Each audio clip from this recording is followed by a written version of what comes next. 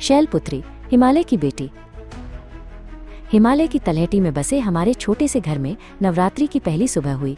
मैं अद्रिजा अपनी दादी के पास बैठी थी। घर में अगरबत्ती की धीमी धीमी खुशबू फैली थी और बाहर पहाड़ों पर सुनहरी धूप चमक रही थी। मैंने दादी से पूछा, दादी आज नवरात्रि का पहला दिन है ना? आज हम किस देवी की पूजा करते हैं? दादी मुस्कुराई और बोली, हाँ बेटा, आज हम देवी शैलपुत्री की पूजा करते हैं। शैल का मतलब है पर्वत और पुत्री का मतलब है बेटी। वो महान हिमालय की बेटी हैं। दादी ने आगे बताना शुरू किया, देवी शैलपुत्री नंदी नाम के बैल पर सवार होती है जो दृढ़ संकल्प का प्रतीक है। उनके एक हाथ में त्रिशूल है जो उनकी शक्ति को दर्शाता है और दूसरे हाथ में कमल का फूल है जो पवित्रता का प्रतीक है। देवी शैलपुत्री के हृदय में भगवान शिव के लिए अपार प्रेम और भक्ति है। उनकी कहानी हमें सिखाती है कि सच्ची शक्ति एक शुद्ध और समर्पित हृदय से आती है, दादी ने समझाया।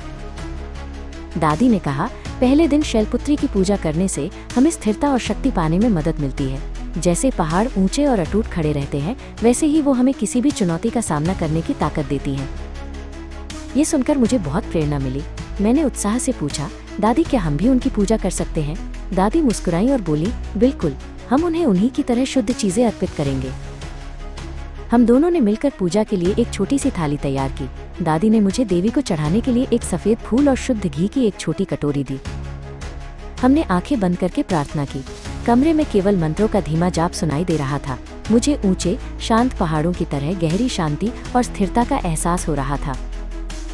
प्रार्थना के बाद मैंने फिर से हिमालय की ओर देखा। अब वे मुझे सिर्फ पत्थर और बर्फ के पहाड़ नहीं लग रहे थे। मुझे उनमें देवी शैलपुत्री की शांत और अटूट शक्ति दिखाई दे रही थी। उस रात बिस्तर पर लेटे हुए मैंने बहुत सुरक्षित और शक्तिशाली महसूस किया।